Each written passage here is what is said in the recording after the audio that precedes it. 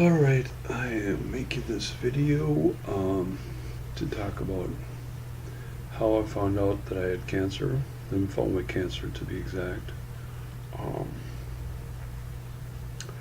okay, I need to go back to when last fall I started having a lot of pain in my right abdomen. And so anyway, this is my right side. Anyway, I had a lot of pain, and I would go to the ER at the VA hospital, and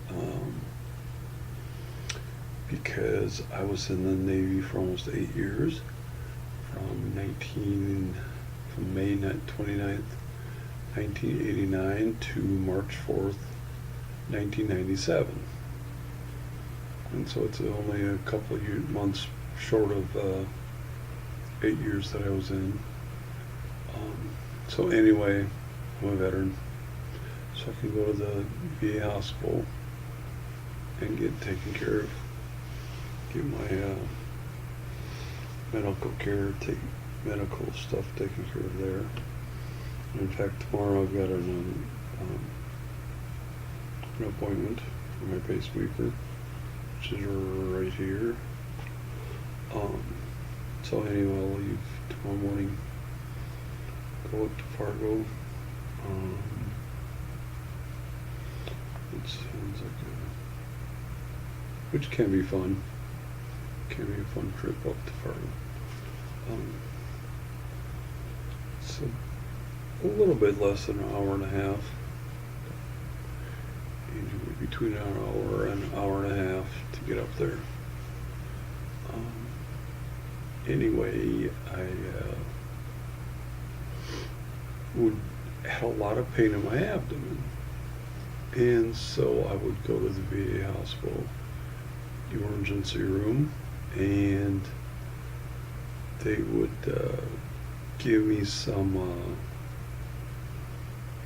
stool softener or suppositories to help flush me out. And when I did that, poof, pain gone, I'm done, I'm fine, see you later. And I'd be done, I'd go home then. Sometimes so anyway, I would go home because the pain would go away. No more pain. No more pain, I'm fine. Okay, see you later. Then a week or so later, I had the same problem, because it seemed like I was backed up. That's why they would give me the suppositories or stool softener, and I wait to get completely flushed out, and every time I did that for about three or 4 weeks, I think, or something like that, for a while. Anyway, I would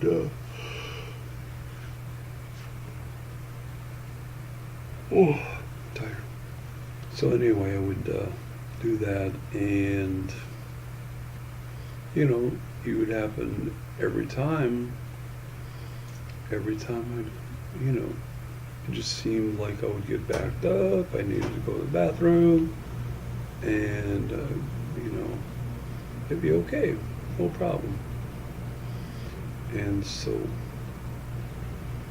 anyway, they do some tests every time, and after every time, they do some x-rays and some CAT scans and stuff like that. I would wonder, okay, am I gonna get a phone call saying I got the C word? And so every time I would wonder that. I would, like the day after, I was like, okay, they're going to call me and tell me I have cancer or not. And so I never got a call. I never got a phone call after. every time I'd go to the VA hospital because of that. I never wondered about that. You know, I'd wonder, okay, except when I did get a phone call. When I did get a phone call, I didn't wonder if they were going to call and tell me I had the C word or not. My attitude was like, okay, God, how are we going to beat this together? And they actually called to tell me that I tested positive for lymphoma cancer, that I actually had lymphoma cancer. My attitude was like, okay, God, how are we going to beat this together? So anyway,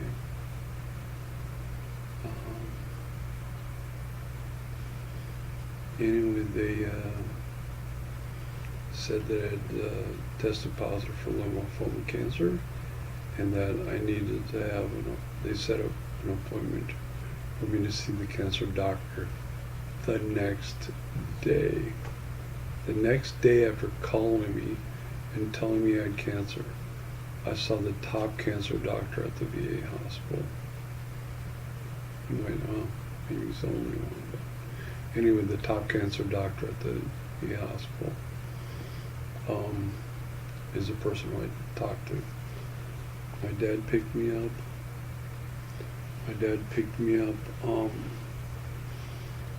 For the appointment. I could have gotten there myself. Would have had to walk for a ways and gotten on the bus and, gotten on the bus, gone downtown, gotten on another bus, and gotten to the VA. And I've done that several times. But, anyway, my dad was there at the meeting. My dad was there at the meeting with the head cancer doctor. And my next younger brother, John, was on a speakerphone. So he knew everything that was going on. My dad knew everything that was going on. And so, anyway, the cancer doctor said that I had one of the most aggressive cancers you can possibly get, which is Burkitt's. I can't remember exactly how to say it. But anyway, it's extremely aggressive. And they could not mess around with my treatment. I had to get into, treatment right away. And so anyway, they called me on a Monday to tell me I had cancer. Tuesday, not only did I meet with cancer doctor, but I also had a a bone marrow biopsy, okay, in which, they numb the area around the area where they're near your bone, and then scrape some of your bone. It's actually scrape some of your bone off and take it. And the pain is unbelievable.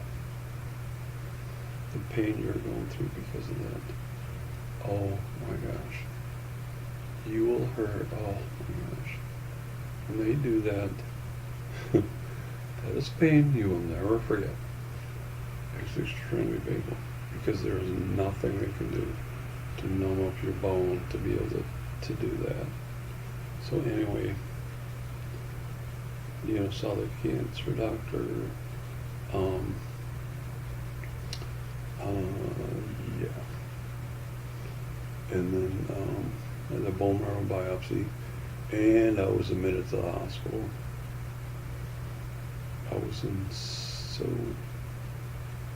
I was so sick. I was extremely sick at that time. And I didn't even realize it. I had no idea I was as sick as I was. You know, because one of the nurses in the infusion where I used to get my chemotherapy, she works in there, and she was there when I was admitted. And she's like, "Don't you remember how sick you were?" And I'm like, No. But anyway, I was extremely sick. And the cancer doctor gave me a 50-50 chance of surviving, of getting my cancer to remission. 50-50. Coin flip. You know, 50-50. And that's, wow. And so anyway, I was admitted to the hospital on Tuesday night, and then Wednesday, I had my first chemo ever. I go from finding out that I had lymphoma cancer to my first chemo 2 days later. 2 days later, it's my first chemo. Okay? I mean, some people, they get time to get used to the thought of, okay, I got cancer, okay, how are we going to do? You know, they get used to it and they go, okay, well, let's see, what do I need to do here? You know, how are we going to do this? I mean, there was none of that for me. It's like, boom, you got cancer to chemotherapy in 2 days. You know. So anyway, I had my second and third the 2 days after that. And then next week I had my fourth and final chemo for the first round of it. Yeah, there was no getting used to the thought of having cancer. It's just like, boom. I was, you know, I went from, so it was, I still hate this. Still hate not having any here. But anyway, so then I had my first round of chemo, and then I ended up going to Essentia because my right kidney on my right hand side here had a little bleed, a little, just a little hole probably in my kidney. And so so they said that they were going to take care of it. Well, okay. That was Friday. That was late Friday, actually. Because they said, maybe you'll go on Friday, But yeah, they kind of, I didn't know when it was, what time. And all of a sudden, boom, it's like, oh, you're going to Essentia now. I'm like, okay. And so anyway,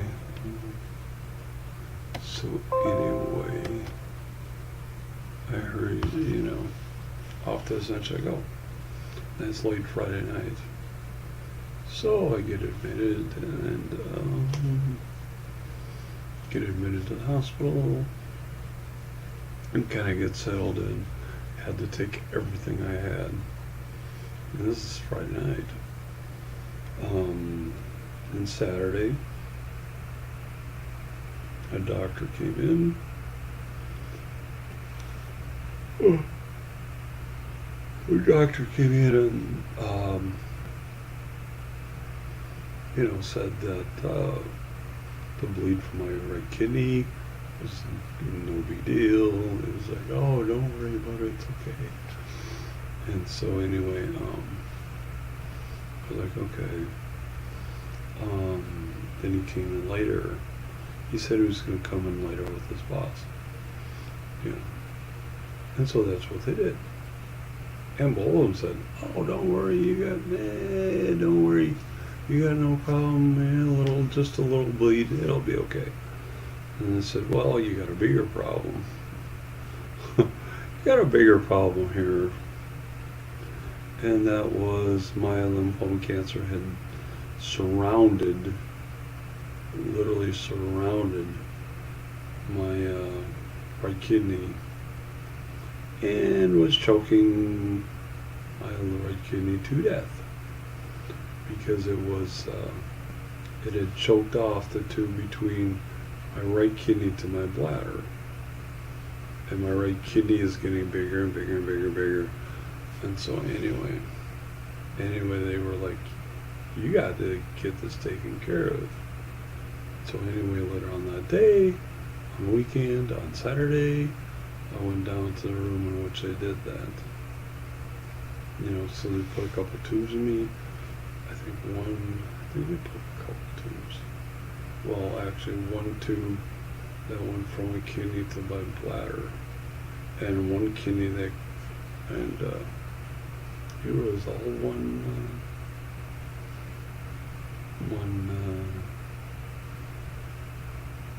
big long tube or a couple tubes. Anyway, one of the tubes came out of my back from my right kidney, and it was went to a bag that I would have to drain after a while. I mean, it would drain my right kidney. And so anyway, I'd do that, and so for, every time I go to the bathroom, I'd have to drain my bag, and I'd have to take a leak, but that's the way that went. So anyway, after I get back to the VA after that, after they put the bag in, Sunday or Monday, went back to the VA, and then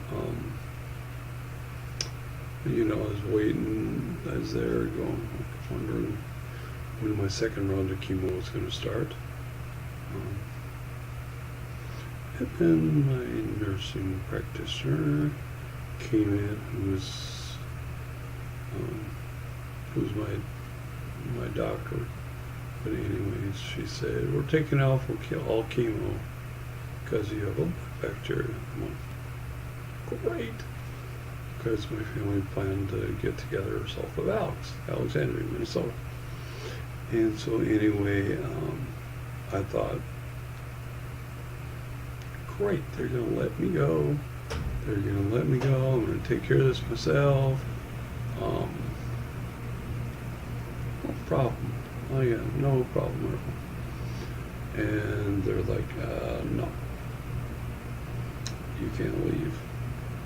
You are going to get an IV every 4 hours, 24 hours a day, 7 days a week for 2 weeks. And so anyway, this was a blood bacteria they were talking about. Oh man, I've learned more since I had it. But I have a previous video. I said a blood bacteria can kill you in days. No, not days, hours. Hours. Okay. You can die from a blood bacteria if you are not getting treated for it within a few hours. Within a few hours. So anyway, for the 2 weeks, for the 2 weeks they were trading me for that. Yeah, I got a total of 84 units of that's medication to get my blood bacteria under control. Yeah, so anyway.